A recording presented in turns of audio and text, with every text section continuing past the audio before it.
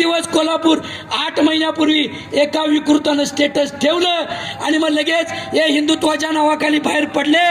दंगल, ह्याचं दुकान फोड, त्याची रिक्षा फोड.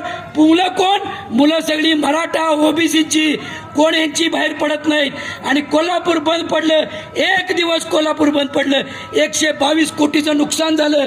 आणि हे शाहू महाराज आत्ताचे छत्रपती तुमचे माझे, दंगल चालू झाली, 1 तास झाला, पोलीस नुसतं बघत होते. उघड्यानं कोल्हापूर पेटा लागलेलं.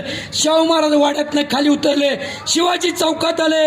SP ना फोन केला, IG ना फोन केला, हे राजश्री शाहू महाराजांचं कोल्हापूर आहे, तुम्ही येऊन शांत करताय, नाहीतर मी रस्त्यावर येणार, येताय काय नाही हे विचारणार आहे शाहू महाराज. अरे कुठं होते संजय मंडलिक?